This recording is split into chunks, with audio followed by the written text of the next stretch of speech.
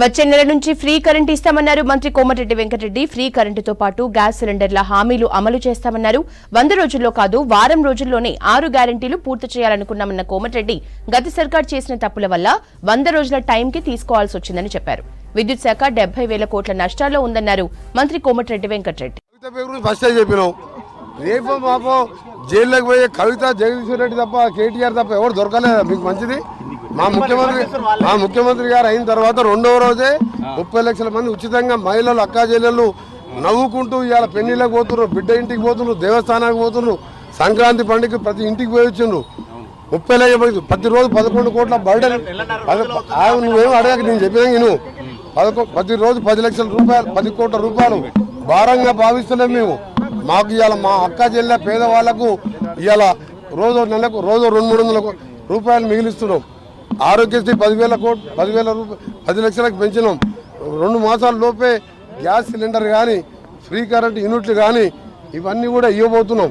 ముఖ్యమైనది ఏంటంటే మేము 100 రోజుల్లోపే కాదు, 2 రోజుల్లోనే చేసినాం.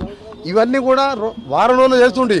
కానీ మా కర్మ, గవర్నమెంట్ వచ్చిన మొదటి క్యాబినెట్లో ప్రభాకర్ రావు అనే 82 ఏళ్ల ముసలా యంగ్ యువకుని పెట్టుకొని 70,000 కోట్ల రూపాయల నష్టాల బారుపడి యాదాద్రి, భద్రాద్రి, ఛత్తీస్గఢ్ కరెంట్లో కొనుగోలులో, ప్లాంట్ల నిర్మాణంలో నామినేషన్ బేసిస్ మీద 70,000 కోట్లు నష్టాలు పరిచిన ఆ పెద్ద మనిషి మీటింగ్ ముఖ్యమంత్రి గారు పిలిస్తే కూడా రాకుండా తప్పిపోయాడు.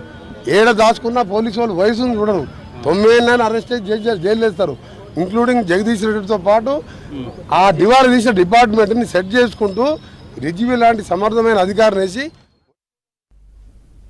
కాంగ్రెస్ పథకాల అమలుకు సంబంధించి డీటెయిల్స్ గాంధీ భవన్ నుంచి రాజు అందిస్తారు. రాజు, మరో స్కీమ్ అమలుకు కాంగ్రెస్ సర్కార్ రెడీ అవుతోంది, ఎట్లా ఉన్నాయి అప్డేట్స్?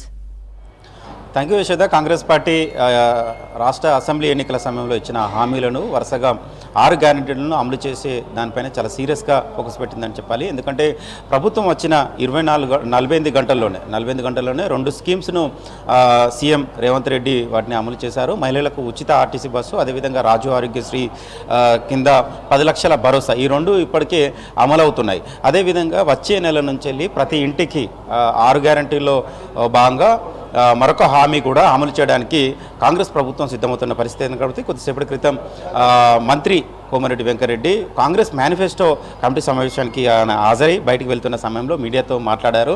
ప్రతి ఇంటికి 200 యూనిట్ల ఉచిత విద్యుత్తును అందిస్తామని కూడా ఆయన చెప్పడం జరిగింది. దానికి సంబంధించిన కసరత్తు కూడా చేస్తున్నామని చెప్పారు. అంటే అర్హులైన ప్రతి లబ్ధిదారునికి, ప్రతి ఇంటికి 200 యూనిట్ల ఉచిత కరెంట్ కూడా ఇవ్వడానికి కాంగ్రెస్ ప్రభుత్వము సిద్ధమవుతుంది. దానిపైన అన్ని ఆ గ్యారెంటీలకు సంబంధించిన అంశాలపైన అంతా రివ్యూ చేయడం జరిగింది. వరుసగా ఒకదాని తర్వాత ఒకటి అమలు చేసే పనిలో కాంగ్రెస్ ప్రభుత్వం ఉంది. ఇవన్నీ 6 గ్యారెంటీలు 100 రోజుల్లో పక్కాగా అమలు చేస్తామని ఆయన చెప్తూనే, అసలు వాస్తవంగా చూసుకున్నట్లయితే వారం రోజుల్లోనే, కేవలం 7 రోజుల్లోనే 6 గ్యారెంటీలు అమలు చేయాలని మేము లక్ష్యం పెట్టుకున్నాం. కానీ తెలంగాణ ప్రభుత్వంలోకి కాంగ్రెస్ పార్టీ ఏర్పడిన తర్వాత చూసుకున్నట్లయితే అందులో పూర్తిగా అప్పుల కుప్పగా మారిపోయింది. నిధులు లేకపోవడం వల్లనే వాటిని అమలు చేయడం ఆలస్యం అవుతుంది. గత 9.5 ఏళ్ల కాలం పాటు అధికారంలో ఉన్న బీఆర్ఎస్ కావచ్చు, సీఎం కేసీఆర్ కావచ్చు, రాష్ట్రాన్ని అప్పుల కుప్పగా మార్చారు. మొత్తం గుల్లగా చేసి పడేశారు. అన్ని కార్పొరేషన్ల నుంచి వెళ్ళి అప్పులు చేశారు.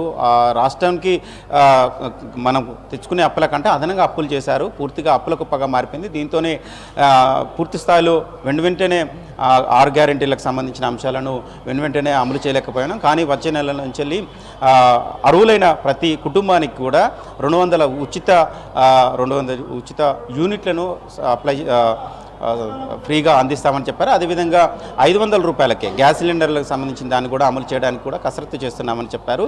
అదే ప్రజాపాలనలో భాగంగా అభయాస్తం అప్లికేషన్లు అవన్నీ తీసుకున్నారు. ఇప్పటికే దానికి సంబంధించిన ఆన్లైన్ కూడా చేయడం జరిగిపోయింది.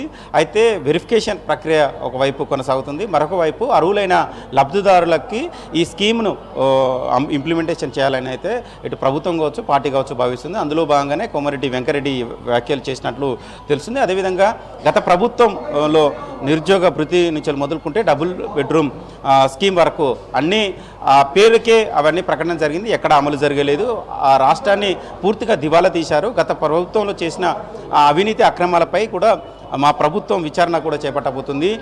విద్యుత్ కొనుగోళ్ల విషయంలో అప్పటి మంత్రిగా ఉన్న జగదీశ్వర్ రెడ్డి జైలు పాలయ్యే అవకాశం ఉందని కూడా ఆయన కామెంట్ చేశారు. అదేవిధంగా బీఆర్ఎస్ పాలనలో ఉన్న కుటుంబ పాలనలో ఉన్న కేసీఆర్ కావచ్చు, అదేవిధంగా కేసీఆర్ ఆయనకు గాయమే ఆయన ఇంట్లో పడినారు. కానీ మిగిలిన కవిత కావచ్చు, అదేవిధంగా కేటీఆర్ కావచ్చు, హరీష్ రావు కావచ్చు, వీళ్ళు జైలు పాలయ్యే అవకాశం కూడా ఉంది అనేది కూడా ఆయన కూడా మీడియాతో మాట్లాడేదానికి కూడా కామెంట్ చేశారు. సో అంటే ఒకవైపు విచారణ కూడా కొనసాగుతుందని ఆయన చెప్పినట్లు దీన్ని బట్టి చూస్తే అర్థమైపోయింది. అంటే గత ప్రభుత్వం హయాంలో చేపట్టిన పథకాలు కావచ్చు, చేపట్టిన ప్రాజెక్టులు కావచ్చు, సంబంధించిన కొనుగోలు అంశాలకు సంబంధించిన విద్యుత్ కొనుగోలు అంశాలు కావచ్చు, దానిపైన కూడా విచారణ జరుగుతుందని కూడా ఆయన స్పష్టం చేసినట్టు తెలిసింది. ఇప్పటికే గొర్రెల పెంపకం సంబంధించిన గొర్రెల కొనుగోలు విషయం పైన కూడా ప్రభుత్వం విచారణ ఒకవైపు కొనసాగిస్తుంది. సో అన్ని రకాలుగా కొనుగోలు అంశం కావచ్చు, అప్పుడు ప్రభుత్వం సంబంధించిన తీసుకున్న నిర్ణయాలపైన ఒకవైపు ఎంక్వైరీ చేస్తున్నాయి, మరొక వైపు 6 గ్యారెంటీలు అమలు పైన కూడా రాష్ట్ర ప్రభుత్వం చాలా సీరియస్గా ఫోకస్ పెట్టింది అనేది కూడా కోమటిరెడ్డి వెంకటరెడ్డి కొద్దిసేపటి క్రితం ఆయన మీడియాతో మాట్లాడుతున్న సమయంలో చెప్పడం జరిగింది. అంటే 6 గ్యారెంటీల్లో ఇప్పటికే 2 గ్యారెంటీలు మహిళలకు ఆర్టీసీలో ఉచిత ప్రయాణము, అదేవిధంగా 10 లక్షల రాజు ఆరోగ్య స్కీమ్ అది కూడా ఇంప్లిమెంటేషన్ జరుగుతుంది. ఇక ప్రతి ఇంటికి 200 యూనిట్ల ఉచిత కరెంటు, దాంతోపాటు 500 రూపాయలకే గ్యాస్ సిలిండర్, ఈ 2 పథకాలను వచ్చే నెల నుంచి ప్రారంభించాలని అయితే కాంగ్రెస్ ప్రభుత్వం భావిస్తున్నట్టు తెలిసింది. దాంతోపాటు మరికొన్ని స్కీమ్స్ కూడా పార్లమెంట్ ఎన్నికల సమయం ముందు నోటిఫికేషన్ రాకముందుకి వాటిని కూడా అమలు చేయాలని అయితే లక్ష్యంగా పెట్టుకున్నట్టు తెలుస్తుంది. దానికి సంబంధించిన కసరత్తు కూడా ఇటు ప్రభుత్వంలో కావచ్చు, పార్టీలో కావచ్చు జరుగుతున్నట్టు తెలుస్తుంది. ఎందుకంటే పార్లమెంట్ ఎన్నికల సమయంలో తెలంగాణలో 17 పార్లమెంటు స్థానాలు ఉన్నాయి కాబట్టి మెజార్టీ పార్లమెంటు స్థానాలను కైవసం చేసుకోవాలని కాంగ్రెస్ పార్టీ భావిస్తుంది.